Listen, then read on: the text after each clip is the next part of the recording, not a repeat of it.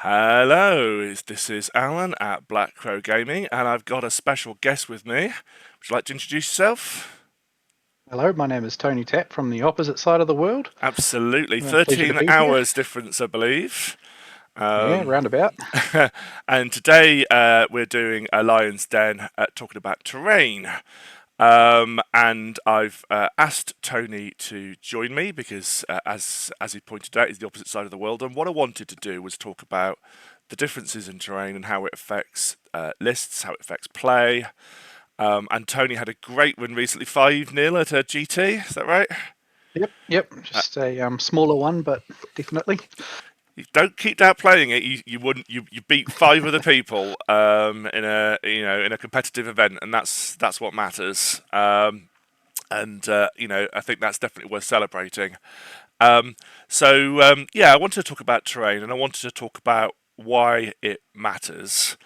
Um, Certainly in the UK, we mainly play UKTC. Uh, Places have started using WTC recently. Some of the bigger ones are moving to WTC, and then some our fellow Black Crow Paul Bridge runs slam events, and he uses his own terrain. So but what we don't really use in the UK is Games Workshop terrain.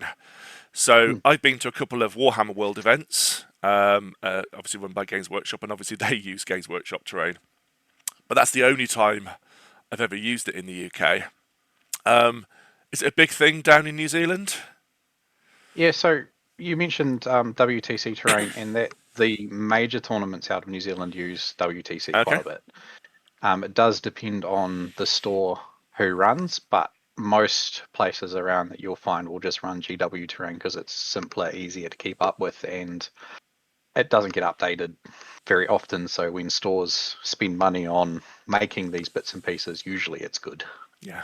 Yeah. I'm not sure about America. I think America's probably a mix of WTC and Games Workshop as well. But I've seen multiple tables of different videos and stuff of them using a whole bunch of terrain outputs that are different to their stores as well. Um, some of yeah. them are completely off, and some of them are generic terrain. And I think probably we used to see a lot of player place terrain in probably Oh, the America. I scatter think, terrain. Yeah. um, but that seems to have gone now. Where and I've played one tournament with player place terrain, and that's where all the terrain starts off the board, and each person takes a turn putting the terrain down. There's certain rules about distances and things like that. Don't know if you've ever done that before, but that seems to have gone. I've not heard about player place terrain in a long time. Not this edition. No. Not this edition. We used to do something very, very similar to that, but it led to interesting board layouts, but board layouts where you're sitting there feeling a little bit left out because you can use terrain to block your opponent's terrain, and it becomes a little bit more about essentially hate drafting your opponent out of the game rather than playing your opponent.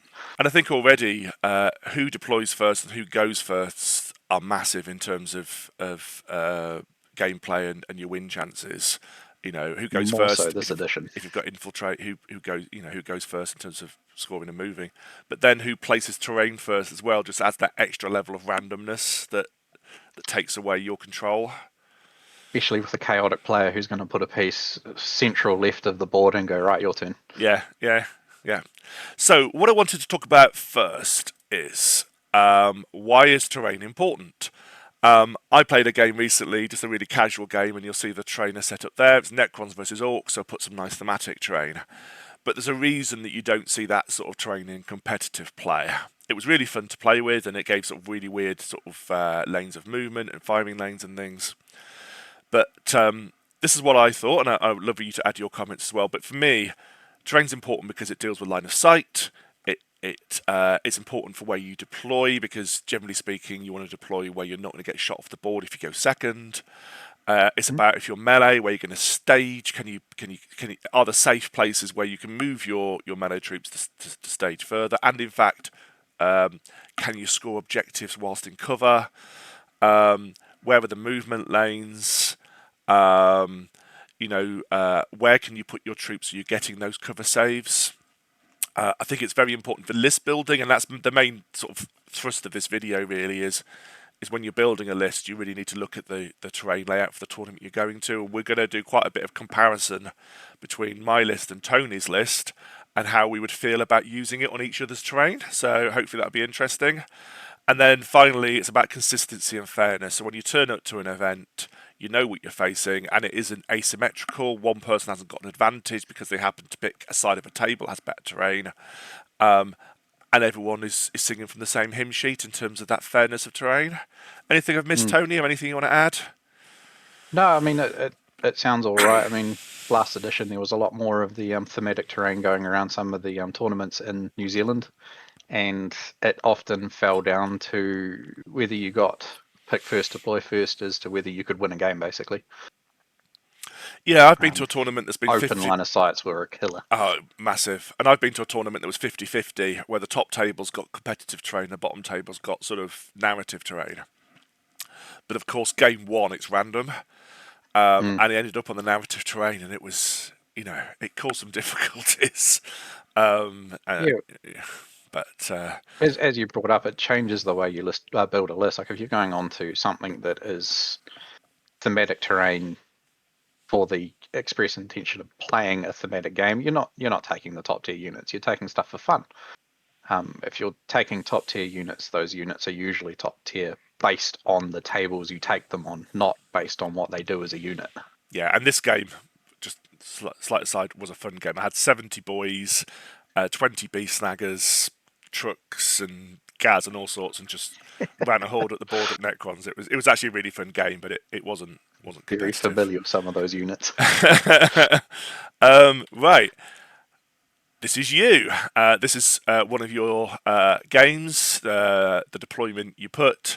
But what I wanted to talk about here, and we will kind of look at your deployment as part of your list as well, is your list. So you are bringing Wrath, top man, playing Dark Angels like they're supposed to be played. Yep. Um, Unsurprisingly, you've got the Lion and Azrael. Who would have guessed? You've then gone for the Lieutenant, and I'm going to say it properly because I'm English, Fair um, enough. who's now come down in points. Does he go with the Intercessors? Yeah, he was intended to be a flex choice depending on what I ran up against, but all weekend he went with the intercessors. Yeah, so that's makes their output quite nasty, right? Especially into like MSU, like Eldar and things, where you can just put out a massive volume of fire, get your lethals.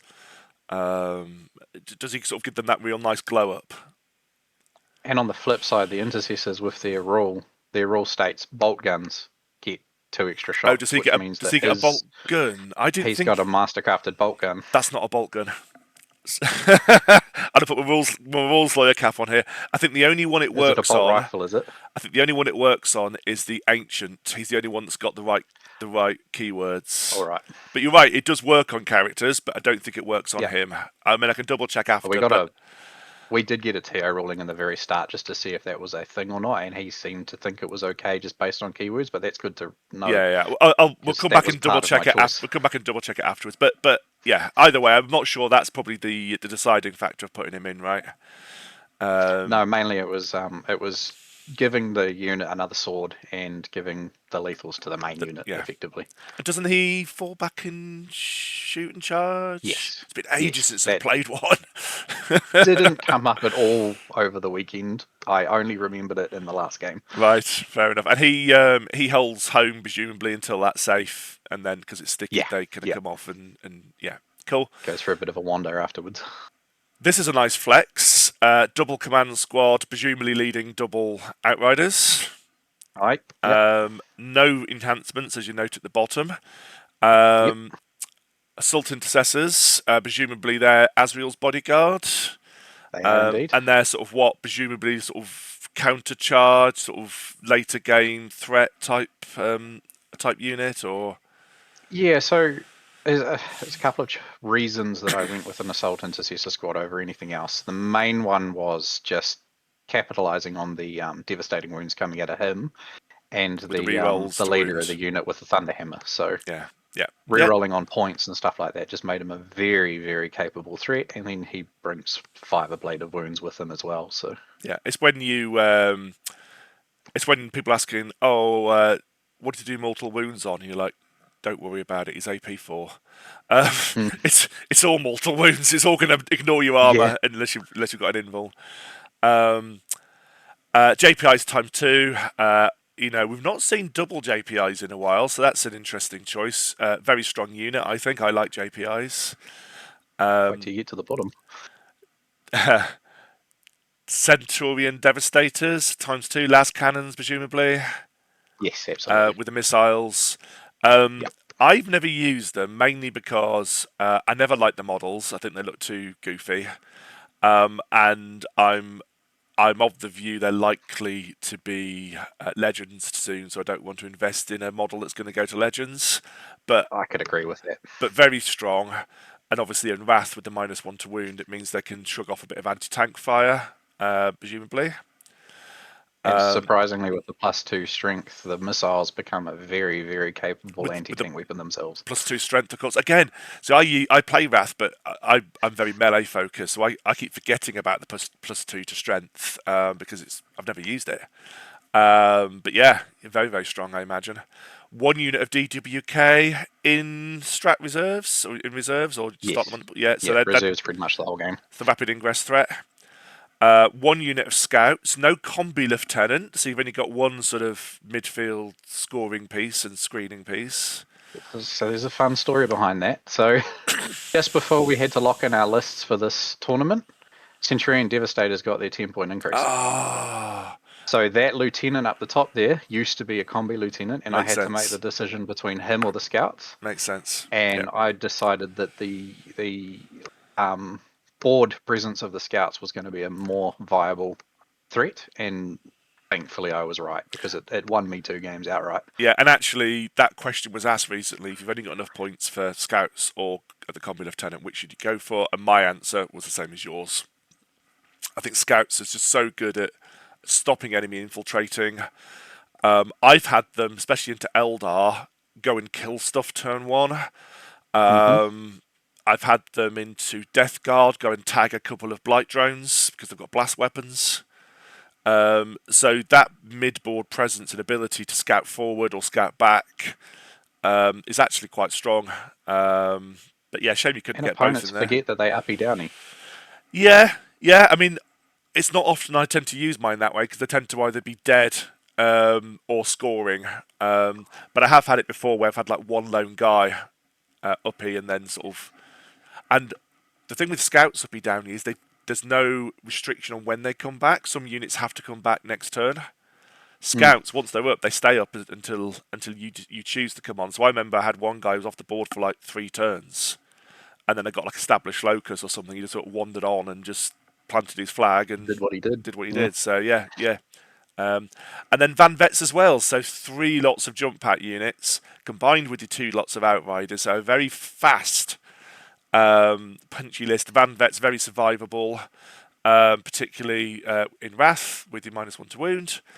Shields, or did you go Shields for and yeah, swords, yeah. yeah, yeah, just to give that survivability rather than go for the pistols for the killy power. Um, Yeah. Interesting, you went for 2 Ravenwing command squad. So my theory of Wrath is to get 2 units of advanced shoot and charge. So I have Samael to give me that Hmm. second threat along with the strat. So why 2 units of command squad instead? Why not Sammy in one?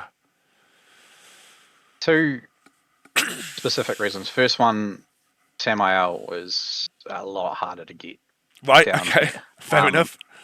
I do want one, and I did consider kit bashing one. Yeah, My Ravenwing command squads are both actually kit bashed outriders. yep, fair enough. Um, so they're not them, but they are them. But the second one is I really highly rate the apothecaries. I really Mm. highly rate Wrath's ability to keep bikes alive and the ability to choose between whether I kill my ancient or my bikes and try and keep as much of the squad alive to bring back key units as I go. I think that's a really, really good idea. And on the boards, advance and charge doesn't seem to come up as often as it feels like it should.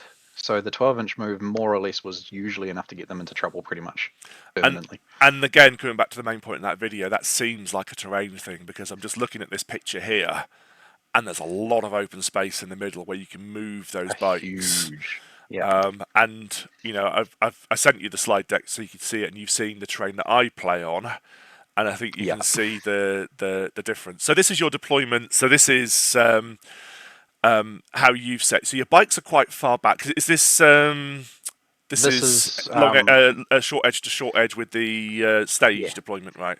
yeah. So are they So on the tipping tipping point. point? We don't actually play that one in the UK, believe it or not. Not in Yeah, UKTC so anyway. I think it's 20 on one and 12 on the other. It allows for some very, very interesting because you're obviously mirror matching your opponent, so they've got a 12 to your 20. It lets you stage fairly interestingly in the middle of the board. As you can see there, I've got units right up against terrain right in the Mm, middle. It lets units that can move fast and far get into the center straight away. There's really no stopping it, but there's nothing stopping a big shooting fest in the center of the board. What uh, you can't see on the opponent's side from this angle yeah, is behind his box is a 10-man unit of Hellblasters and Azrael. right. And I was very, very scared of them. So we played cat and mouse for quite some time, but it was a kill zone. The center of the board was something went out, something died. Yeah, and I can see that, and I can see he's got a repulsor at the far back or a repulsor executioner, whichever one it is. Yeah, executioner. Your bikes look to be in a bit of a firing lane, but I'm guessing you deployed them after he put down his shooting threats, The or bottom bikes, yes. yeah, So there's nothing on that side of the board. There is a 3-man squad of ICC sitting there, and I believe behind that building was his um, intercessors. So they had free reign that pretty much that entire game. and that presumably one of your last drops because presumably you wouldn't have put them there until you knew where his repulsor executioner was going. Bikes are usually last. Just Yeah, footprint alone means that you really got to be aware of where they're going. yeah, yeah, brilliant, lovely. Right, I'm just going to talk through my GT winning list, just because we're going to do a bit of compare and contrast, and again, I've shown my deployment there. So again, it's Wrath, but I've got a very different route. So Lion Azrael, my tactical genius As you do. has decided to put them Yep. in. Um, I really wanted to get ancient weapons in there because I think it's such a good enhancement, and obviously you've not got the points to do it. I guess you'd put it on your Fascinating. commands on Yep. one of your command squads if you had the points. Yeah, definitely. I really wanted it in, so I really racked my brain about where to put it, and I decided the best place to put it was a captain with a power fist. And I thought, well, who did you go with?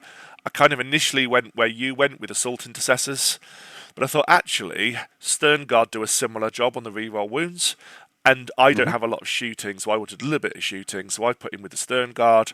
So he's got that shooting threat, plus he can run forward and punch stuff with the reroll wounds against the oath target.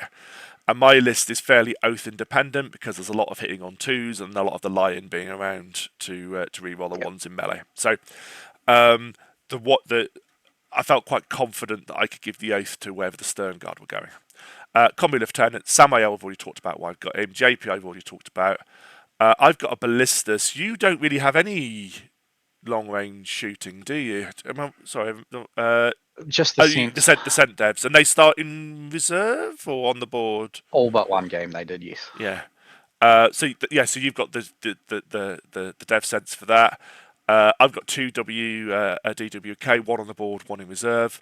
Infiltrators for home is an expensive choice, but I think you can see on the board layout because they can stage in that bottom left ruin. They can actually blank Deny out half a board. Yeah. such a massive area on the board that for me it's worth 100 points. I've got my ICC with Azrael because that's where I think he shines the most. Yes, I don't get my wound re-rolls, but the ICC, once they touch something, can pick up most things. The Outriders for Samael, and then Scouts. So I've got a very different route to you, and we're going to talk about why that is. And I think you can see the comparison between terrain is the Mm. UKTC terrain has quite a lot of big terrain in the middle, and you'll see that the objectives are quite easy to hold in cover. There are firing lanes between the objectives. There are firing lanes sort of from one deployment to the other through the gaps. They're not clear though. But they're not clear. And where I've put my bikes, I've deployed very carefully, and I always check this with my opponent. Are these bikes in a position where you can get a firing line without coming, right down and round. So, that's all by agreement. You'll see I've chucked most things in the middle. My scouts down the bottom.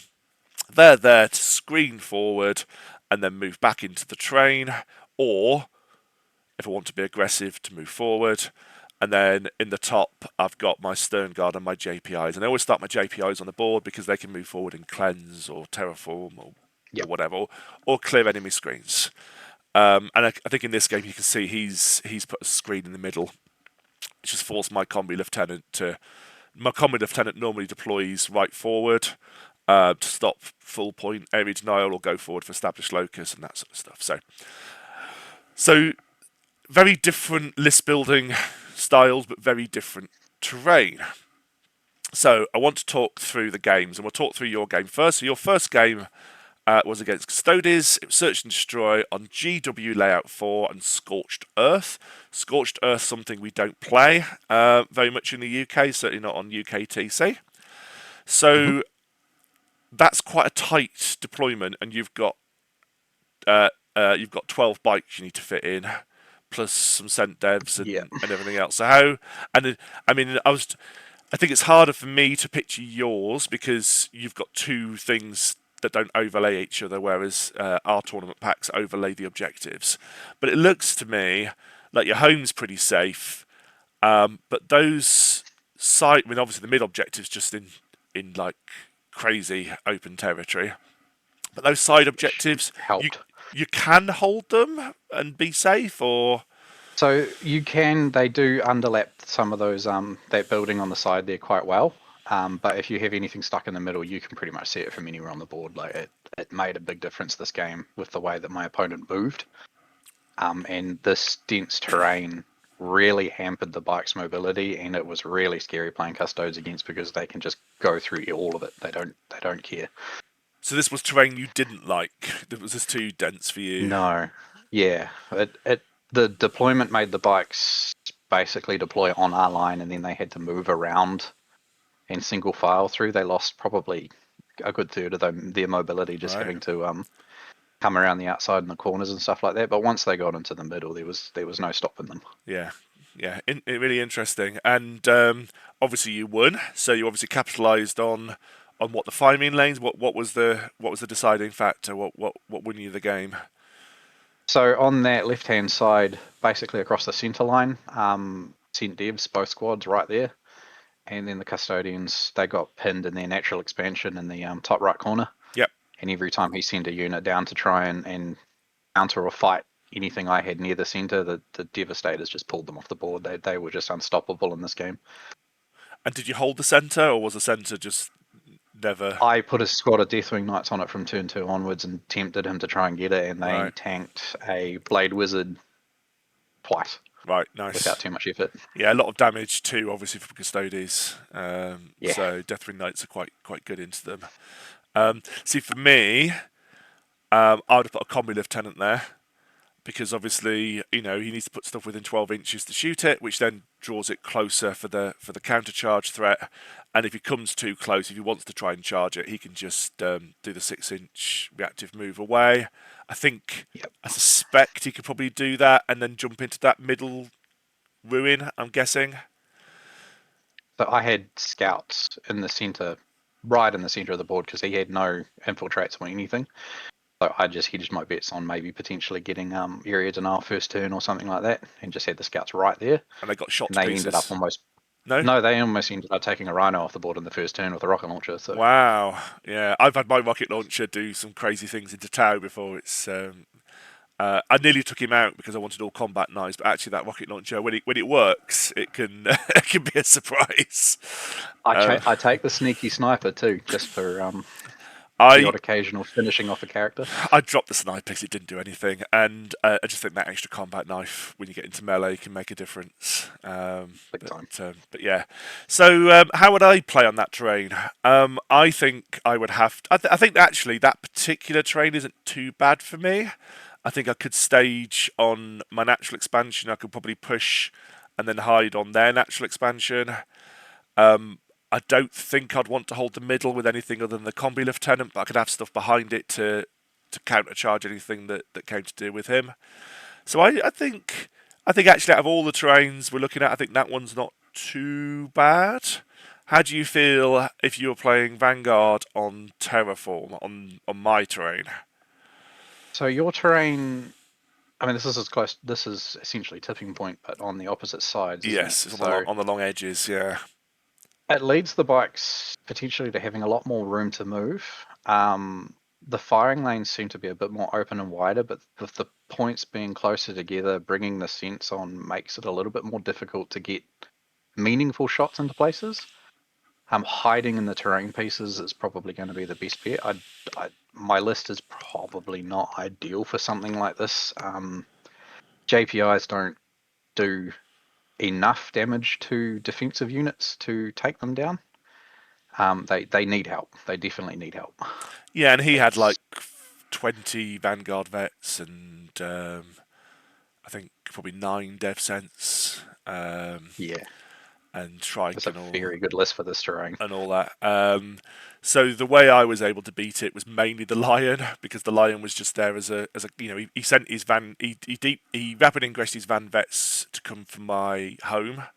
So he rapid ingressed outside of 12, was then able to get an easy charge, but I just brought the lion back and just picked up the van vets, and then the lion just ran up the one edge of the board while the rest of my army swept around the other edge of the board. But really tough and close game. It wasn't easy at all. But yeah, plenty of staging on the UKTC terrain. I think plenty of places for Deathwing Knights to sort of sit and hide and hold objectives and whatnot. I think you've already said your terrain for bikes wasn't ideal for this layout. I think the problem is where you put the bikes on the UKTC terrain and out of firing lines because there are quite a lot of Mm. firing lines into your deployment zone. I think it's quite hard to hide 12 bikes in any meaningful way without them just being stuck behind a ruin for a long time. Yeah, I could see two places where they'd have to go, and they'd probably spend the entire first turn getting out and Yeah, getting into somewhere where they'd actually be able to be usable, they'd all be in the middle, right? They'd all be just sort of crammed in that middle space, probably. or Um, behind that left-hand piece of or behind L shape. the left hand piece on the home objective, and then but so crammed in they'd have to kind of come backwards out and round, and yeah, Yeah, yeah, interesting. So your round two, this was the mirror match. That was the picture that we saw earlier.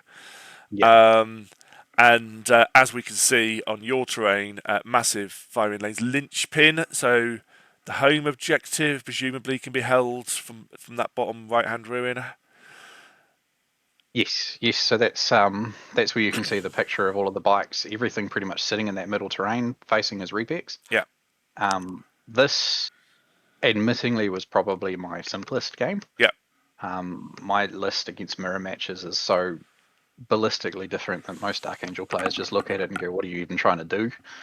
Um, he ended up picking his line up, putting his line back down right in front of my army, charging, and then wondering why his line lost to a heroic intervention.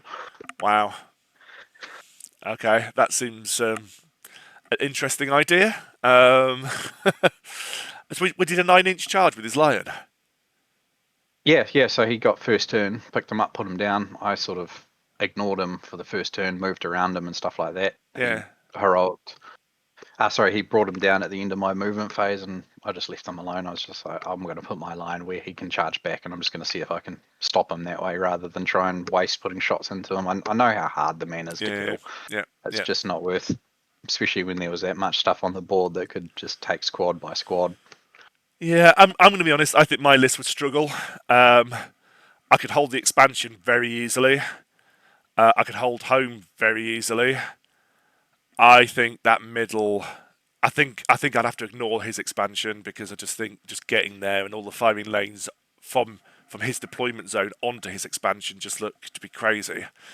So I think I'd be wanting to fight over the middle, but again, all those firing lanes, I think with the list that I've got, I would have to put so much on there and just expose it to enemy shots. I think I'd struggle on that terrain. I don't know what you But think. interestingly, it wasn't. So I think with your list, if you batted up the left-hand side, I ended up taking mine, my natural, and his home Oh, I see. objective. So if I just push, if He pushed his natural okay, and all of his stuff was trying to tie into my stuff on the right hand side. So that bike squad that you said was out in the open, Yeah, they yeah. just walked their way up the board and sat. They got to his deployment zone, and then he couldn't bring back enough firepower to take me off his home objective. Interesting. Interesting. And how do you feel you would have done on UKTC against pre-nerfs? This was all the in and out of transport nonsense. And again, looking at deployment, getting those 12 bikes in, given that there are those gaps, those firing lanes into your deployment. I had 4 bikes to deploy, and I struggled to get them in. So, what do you think? Yeah, I'm starting to sense the theme of UKTC. I probably want to go first. Yes. Yeah, yeah, Um, I have to assume that I'm going to go first, so I have to deploy either aggressively or defensively. And I think on this one, I'm applying aggressively and hoping I get that dice roll because there's maybe against Eldar, there's probably nowhere to hide specifically on this list. They're going to get you. They're going to get whatever they want to get. You may be that top left-hand L shape. You could get a few bikes in, but the angles coming out of that center terrain piece are pretty much golden. yeah. They Or really are. you potentially change the way your list operates at this point, and you decide to put your bikes in reserve instead, and just hope you've got a board edge to bring them onto. Yeah, because again, it's a big footprint to bring on, right? Yeah, especially 6 inches on a board. Yeah, and even rapid ingressing them, it's not going to be the easiest thing to rapid ingress them where there aren't any shots onto them. Not on this board. Not on this board. All right. You then went demons, so Dawn of War, which really oddly we don't use, which is bizarre because Dawn of War is your sort of, for me, it's the baseline standard. Um, It's it's Warhammer. it's Warhammer, yeah. Your GW layout 5 with Purge the Foe. It looks to me that those middle objectives are in the open. It looks like you cannot hold them at all without. No, you can. It's behind the blue, so it's you can get to the corner of that building and you can tag it. So it is Okay. doable. But then It's there's a not then the there's a firing best. line right from the bottom upwards, right? You Yeah, know, yeah, yeah, precisely. yeah, yeah, So you're relying on cover more than anything to protect your units, which yeah. is, I think, probably where Wrath But starts to shine as a detachment. but you can't hide in that in But those grey buildings because the wall's in the wrong place, right? yeah, precisely. Yeah, yeah, yeah. So that looks tough. That looks like you need stuff on there that can shoot back, defend itself, and be tough as well. Well, weirdly enough, I think I got lucky with the army more than the deployment here. So this was, I believe it's the new demon detachment with the uppy Scintillating downy 6 inch. legions. Yeah, yeah. He ran All the chickens. Be'lakor, and yeah, he basically one of Ever Greater, Yeah. is essentially what he brought Oh, with him. did he? He And didn't just bring so all Zinch demons. That seems to be the big thing at the no, moment. no, Okay. he was more of a fluffy list than anything. It didn't turn out to be fluffy by any stretch of anybody's imagination. A Guo on the center point will always be a Guo on the center point. There's no stopping them. But I think precisely this detachment list and army, I got very lucky against what I played against more than the detachment. I think anything shooting, and I would have had a very tough time on this map. Yeah. Very tough time. And So I ended up. do you have enough firepower to So bring down all those greater demons? Then do you have enough? Is it as are it the turned out, I Centurions pulling their did. weight? Is it the bikes can do Yeah. enough? It wasn't the bike. So the Lion one shot a Seeker. Not a Seeker, a what's it called? Uh, the Emperor's Children Greater Demon. Can't remember what they're called now. Keeper. Yep, yep. Keeper of Secrets. So he one shot a Keeper of Secrets on her Nice, charge. nice. On her chart. Um, on her charge. The sense, because of Balakor's 18-inch lone op aura, the sense actually had a rough time coming on the board and getting the shots, but Right. once they got them, they took down the Lord of Change relatively straightforward, and the bikes actually murdered Be'lakor. So it became quite a swingy match for a little while there. He had a I cannot remember his name. The The corn one. Corn Yeah, demon. I yeah. can't remember the special, the named one. Yeah, I've got out of my head recently. I've been using him in Warhammer Total War recently as well. But I know what you Yeah, mean. Yeah, yeah.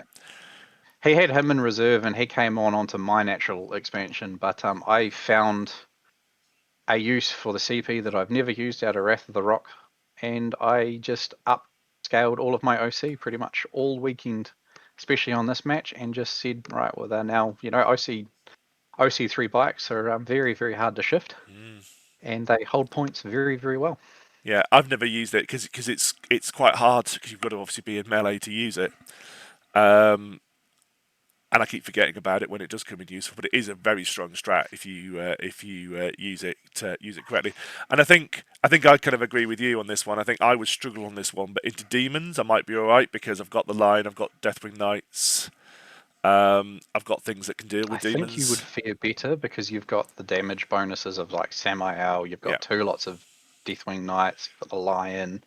The Ballistus probably scares a demon into hiding for most of the game. and I'll be honest with you, It's that's what he's there for. He's there yeah. he's there to scare more than do. And survive. That's what I mean. I'm probably my next lines then is probably going to be Lancer versus Ballistus. But spoiler: the reason he's there is because he survives quite well and he scares people. Hmm. That's a Um, curious thought pattern, that, because I have a theory on Lancers.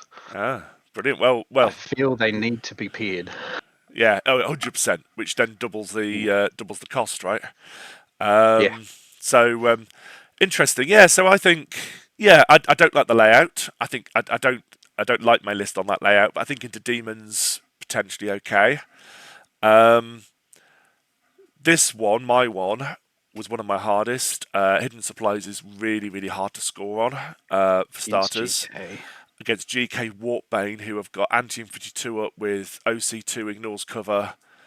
It's a Deathwing Night Killer. Um, and it was really, really tough. And I lost like most of my army. I only won just by outscoring, basically, and just sort of keeping him off primary as best I could. Because I knew he could kill me really, really easily. I think the fact it was search and destroy helped because it meant we were closer and I could get into him when I needed to.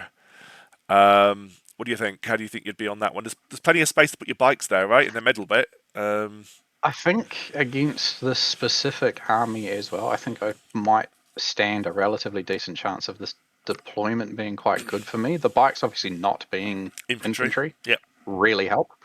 12 of them, they're very hard to shift, they're very fast. He did. 15 He did. jump pack troopers can hide and Yeah. charge. He did have Um, 4 baby carriers. that becomes a lot more of a problem. Yeah. They're, Um, and they're Deathwing Night Killers as well, to be honest. yes, they are. And it's precisely why my list is only taking the one singular squad of Deathwing Knights. Is there's a lot of them hanging around at the moment because they are the boogeyman of the small tournament scene at the moment. As you see armies taking 2 to 3 squads of them and going, here are the 3 middle points, take them from me. So And people are so going, armies okay, are going, okay, yeah. how are we going to do that? Yeah, and there's a lot at the moment with Catan, and people are bringing stuff to kill Catan, and stuff that can kill Catan can also kill Deathwing Knights. Well, we got very lucky that that detachment was after our cutoff. So, how do you think you would have fared? I think you'd have done all right because, like you say, you've got the bikes. You've not got. You could probably deal with the purifiers by hitting them with the bikes. How was the screening on this board? Because that probably makes a huge difference as to how I would deploy. If he brought a fair few units, I'd probably put the Cent Devs somewhere near the middle and just use them on the board. Yeah, But if he didn't have a huge amount of screening, I would probably attempt to bring them on and pick off baby carriers. yeah. I don't think he did because he had 4 of them and a big squad of purifiers, 5 purifiers. I think he had the transport. So this was Not a trading army, so an yeah, this overwhelming was force army. yeah, this was a while ago, but no, I think actually this train is not bad for bikes. You've got that sort of square piece of train right in the bottom middle that actually blocks off line of sight into deployment as well, so you can put bikes right up against that. Um, Four yeah, wounds is a house. yeah, It's 6 units with 4 wounds, 3 of which have a 5 up invuln. Like it does some pretty serious work. yeah, yeah. Okie dokie.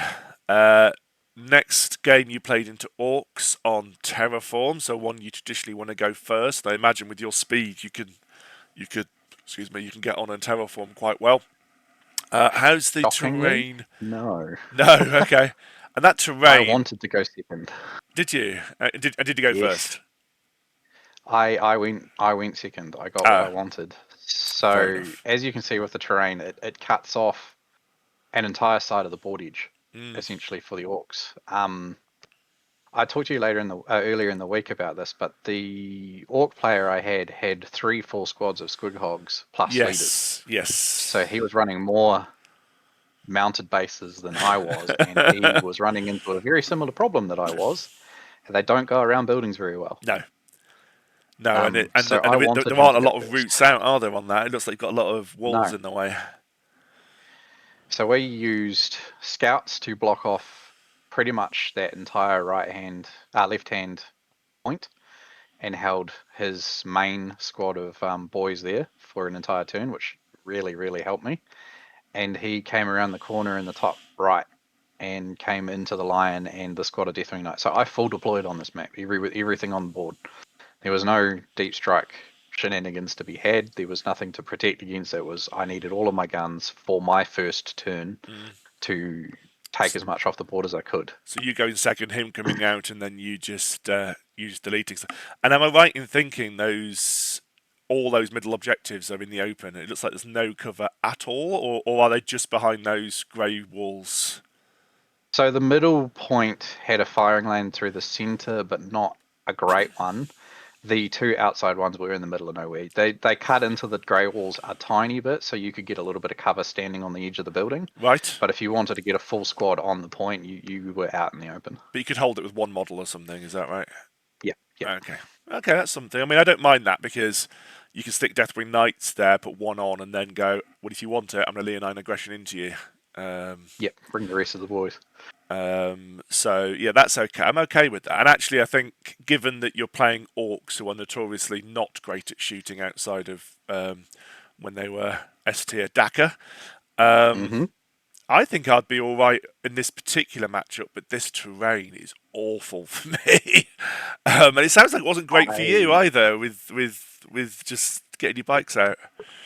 No, so my bike started in that small gap on the right hand side there, just on the edge of the deployment, Yep. and then at the very bottom on the left hand side. So that bottom left hand squad, if he didn't have his units as close as he did, they probably would have spent the first two turns out of position, not doing much. But his first squad of Squidhog came around that corner into the top right, and they got heroic and leonine. Nice. It was not pleasant for his first squad to hit my lines. And then my terrain is we've had a similar one already. I think again you'd probably struggle with all your bikes in that middle bit. Um, Again, Vanguard, Space Marines. What do you think? So Vanguard feels like it would be a poor matchup for me anyway because they've got very, very decent maneuverability and shooting to go along with a lot of combat tricks. I haven't personally played it. Okay, Um, I know how it works and how it functions, but just depending on the list I'm picking, it was probably the at least 18 Centurions. so he had no, it's 9 Centurions, nine. I think he had 9 Inceptors and a whole bunch of Van Right. Vets. Yeah. So he went full into the shooting. And I would need first turn to yeah, do any damage to anything on this board, and that middle is actually quite open for Centurions firing up and down it because if you're in, especially bouncy ones. yeah, exactly, if you're in that terrain, you can actually be shot from the sort of diagonal across. Uh, Yeah, they've got a lot it's of real estate to stand on and come back in. and I think I'll be honest, the reason I won this is because he deep struck all 9 Dev Sense and 6 Inceptors in the same place in that top left. To get that firing on all the way down to the middle, where I had lots of Yeah, stuff in the middle, and I rapid ingress my Deathwing Knights into that little ruin, got a 4-inch charge and tagged all of it. And just because it, held them for the rest and, of the game. and slowly whittle them down where they can do anything back Yeah. to me. So all these units just were. I mean, his Inceptors could shoot because they've got pistols, so I killed them first, and then I just sort of sat there and just sort of slowly whittled down his dev sense who couldn't do anything. Had it not been for that, I don't know how this game would have gone. If I'm honest, that rapid ingress, and that's why Yes. people say, do you start your Deathwing Knights on the board? No, I keep one off to rapid ingress because moves like that can win or lose a game. Having pocket knights is probably it's probably Dark Angel's biggest combat trick is here's 20 odd wounds of you can't kill me for at least 2 turns. Yeah, Put them on the board somewhere, whether you rapid or waddle them on from a safe place, or I've even had luck just bring them on as just a deep strike and going, I'm not going to do anything with them, but neither are you. And yeah, holding a center objective that was previously cleared. and I mean I used to use Deathwing Assault, but I dropped it because it ended up quite expensive having the character in there and the enhancement. But I know some players still use it, but I never used it for turn one charge. I used it for turn one deep strike to get into a good position Mm, to put my Deathwing Knights safely onto an expansion or behind the opponent's expansion if there's a spot for them or whatever. And I think too many people think, oh, let's go for that turn one charge, but 9-inch charge even with a reroll is less than 50-50. yeah. That's just too high stakes for me. It's But it's become an interesting theory too with the Lion being able to pick himself up in the first turn. It's like, do I take the two Deathwing Knights? Do I put them both in reserves? What happens if the Lion bounces on the first turn? Which ones do I heroic? Which ones do I sorry, deploy? Which ones do I deep strike? Who comes in my opponent's turn? And you're sort of left with this puzzle that doesn't quite come together. And you're like, turn 3, you're sitting there with a Deathwing Knight squad in orbit, still going, well, now they're pretty much not doing anything for the rest of the game. Cool, they're going to go down and deploy. yeah, I mean, I've kept my Deathwing Knights turn three quite a few times because for me it's about the plan, and I think what often happens is opponents have a plan and they can see where things are going, they see where they're going to push, and then they kind of almost forget you've got them. It's not a gotcha. It's not you're not trying to fool them, but in their head they're kind of battling with what's on the board, Mm, and then they sort of push a flank, and then you go right, okay, here's my Deathwing Knights rapid ingressing, and suddenly it's like, oh, right, now that's changed this dynamic on this flank. And I tend to place my teleport homer fairly defensively, and probably 60-70% of games I get the rapid ingress for free. yeah, I bring mine a few inches back off my natural objective usually, I and think I if usually if do I as need well. help keeping they come down there. And the thing is, you have to deploy within 3 inches, not the whole unit, just within 3 inches. So you can That put, was a learning curve for me. yeah, I did not know that. I did not read that properly. so you can put one within three and then chain chain them Yeah. somewhere else. I've done that a few times as well, to sort of screen an area because it's the unit has to be within, not the models have to be within. It'd be a bit crap, I think, if it's the models. 'Cause you'd have to sort of circle it. Um, One thing I'll say about my game and my deployment with your list is I think your army would probably do better full stop because the rest of his list was 30 commandos. okay, Next to nothing deployed in his deployment zone. So yeah. So you'd pretty much have free reign into his backlines with your spear squad of Deathwing Knights. yeah, which would be nice. So who deployed first? I did. So did you just chain your scouts as far as you could to kind of Between two pieces of terrain off my natural, yeah. yeah, yeah, Stop yeah. the squad from coming straight down through And there that I knew was going to come down through there. I think that's what I would do is I'd kind of sacrifice them just to stop all those commandos being able to go where they wanted to go. Yep. Yeah, lovely. Last one, Tau Montcar. Uh, I'm not going to lie. I'm not 100% certain what he was running because the right. game did not last that long. Oh, really? Okay. Did you Yeah. go first, or did he go first? He went first. He went first. It was a fairly controversial game because the man did not agree with my army or my army choices. I essentially, by the end of turn two, he had no way of scoring primary, and he more or less gave up. Wow, interesting. So the tower list I tend to play tend to have a lot of bodies that just in transports that just run on and swarm objectives. And then as you come out to deal with those bodies, the big guns then come and kill whatever goes into them. Yep, And those pathfinders and breachers actually shoot really hard. I learned what breaches could do. Yeah, I think again we don't really play short edge to short edge. It looks to me like you could hide pretty much your whole army in your deployment, whereas on UKTC, generally speaking, the Tau army can get into your deployment turn one and shoot what it likes, and that's what makes it quite Yeah, strong. If it he had a couldn't lot of do that, indirect as well. A lot yeah, of indirect. yeah, but if you but you're quite tough, right? So did you really care? I did to begin with. So he had three broadsides, and I think they're called Sky Race, two Sky Race, and then two of the I think they Riptides, were yeah, two Riptides yeah, coming through the side. Not a lot of commanders or anything. And he forsook breaches for not the fire pathfinders yeah. Pathfinders are good. because he liked the idea of trying to pop them into the center field. And as Yeah, I said, he went first. So with hidden supplies, that center objective became two objectives yeah, sitting underneath both of those blue pieces of train in the center, so you could hold them from your deployment.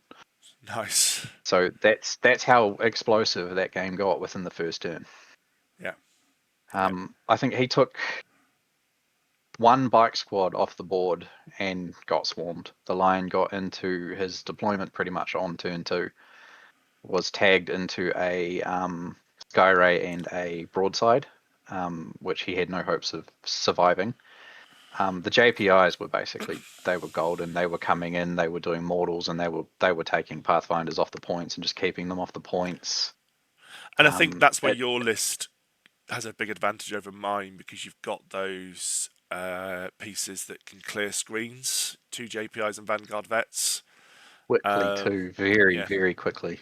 yeah, yeah, and I think that's a really good tech piece to have is those screen killers because for me I've got to send out more expensive pieces to clear screens, and then his Riptides can come and kill those expensive pieces. Um, but I think you're right in Tau. If you could hit them and get into their grill, they do quickly fold. But if they can come to you and pick you up before you get a chance to and scream with those pathfinders, it's quite a difficult game. So sounds like you did really well. So good result. Yeah, and precisely the same reasoning of the way the layouts and stuff are. The highlight of the entire game was five JPI taking an entire broadside worth of shooting and coming out with two models left. Yeah, and that's the nice thing about Wrath is, oh right, you've got a strength 200 gun. Right, you're winning me on threes. Yeah, It just doesn't no matter. plus one to wound. Okay, sweet. You can't Yeah, wound me on twos. It's not possible. yeah, yeah. It makes our normal troops and even scouts surprisingly resilient. It's why I love Wrath so much. So, what do you think? Votan Delve. So he had obviously a load of berserkers, and Yeah, he had this character. And what his tactic was, he didn't get to do it in my games. I didn't let him because I knew what he was going to do. He would send out 10 berserkers. You would kill most of them. They would then retreat, and he had a character who could then bring back the entire dead unit. As long as one berserker right. survived, this character just regenerated the entire unit, and then the next load of berserkers came out, did the same thing, and they just kept Chain swapping. firing berserkers at you. Yeah, right. So I knew I couldn't let that happen. So I pushed the centre quite hard, and every time I got a 10-man berserker unit in, I just put everything into it, and just made Yeah, sure that I picked up the whole unit. can't revive them. There's nothing left. Yeah, which are not easy because I know they've got no armor save. It's 5 up, feel no pains, and I think he can make it. I think it was a strat for 4 up, feel no pains. So Yeah, very resilient. 2 wounds. Um, but he struggled to wound me with Wrath. Obviously, his berserkers fighting on death. Are used to sort of taking a hit, killing stuff, and then killing what's left. Yeah, and he just couldn't kill me fast enough. What do you think? I think you've got space to deploy your bikes here again on this search and destroy. I feel like against Votan. So again, it's an army that I haven't played. It's not very common seen around here. I'm not sure how common Votan ends up being anywhere, really, being a relatively new army. Yeah. But from the sounds of that and from games I've seen in the past, I think I'm probably not that scared about it because I think at that point there's a JPI squad going straight for that character to see if I can just take it off the board and just half his effectiveness at all. Hmm. Um, I know their shooting can be very casino cannon. Um, whether they bring a lot of shooting is probably a big thing for them, but I think I can deploy pretty safely here and just assume that with Wrath, he's probably not going to pick full units off quickly. And yeah, I definitely think the Scents are probably going to do quite a bit of work on these firing lines. Oh yeah, and I think Sense with their missile launchers in particular are going to pick up berserkers quite well. Yeah, some simple unit to shoot against. They're big, they're hard to hide.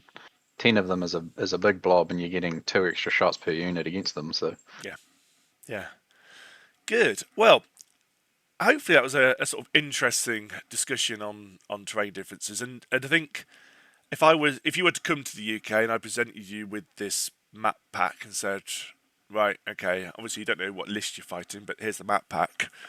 What do you think you'd do with your list? So I've fallen in love with the JPI. So that the core of my list is designed precisely so that I can put multiple things into multiple units without having to rely too heavily on CP. Because at the end of the day, we get one advanced charge, we get one defensive strat in AOC, Two we with get a couple of Samael. other little.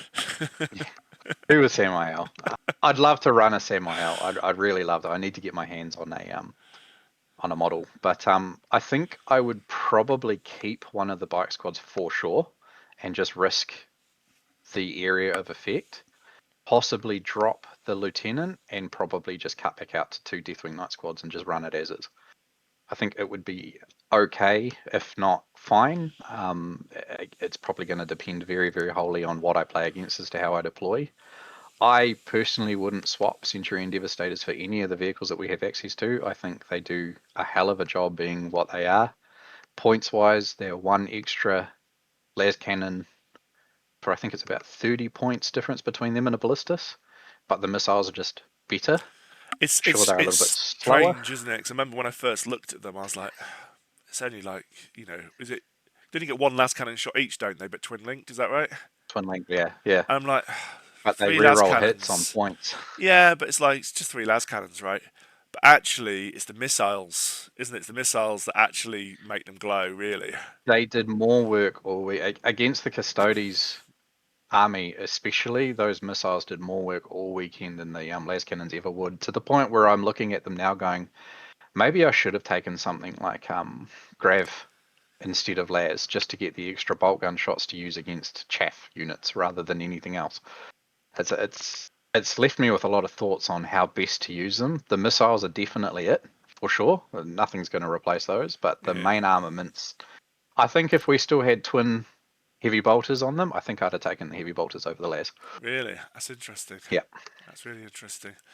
Um, I think if I came over and played on, funny enough, I am playing on Games Workshop terrain next weekend. I'm going to Warhammer World. Actually, it'd probably be if you're watching this live as it's released.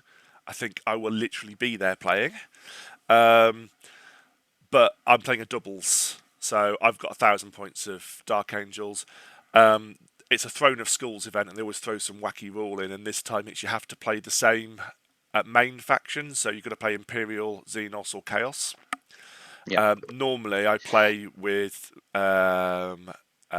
Death Guard as my partner because I benefit from their contagion effect because that's a yep. debuff to the enemy. So they're -1 toughness and -1 That's an amazing save, pair up that. which really helps helps whatever army I'm playing glow up. But we have to play either Imperial.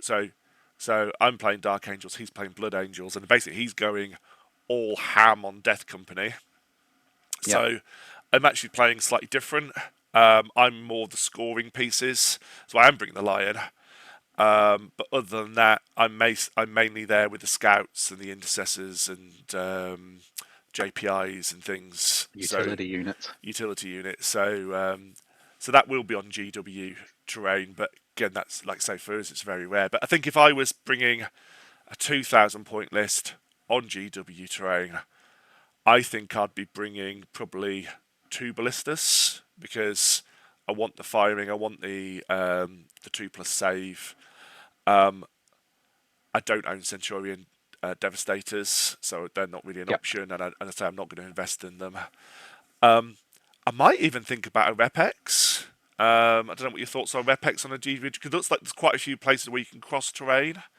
I've Um, got two Repex do incredibly well on terrain. I have this weird thought pattern behind Wrath of the Rock and not bothering to take vehicles on, even though for the most part the toughness means they're being wounded on fours. It yeah, just feels like an infantry heavy list for a reason. and I like infantry heavy lists anyway. But you're right, and that's why I've not bought a Land Raider for similar reasons. So maybe I wouldn't, but I don't know. I don't know what I'd bring to cover those firing lanes. I'm going to a tournament that's got its own unique terrain soon that is fairly similar to GW that has a lot of firing lanes. And I'm thinking about trying an Ironstorm list again. I tried it recently, didn't do massively well with it, but I'm Yeah, tweaking it a little bit and putting the Lion in it. Um, give it a bit more and upfront punch. and see whether Ironstorm can work on reasonably open terrain with a Land Raider or Repex and some of the shooting pieces.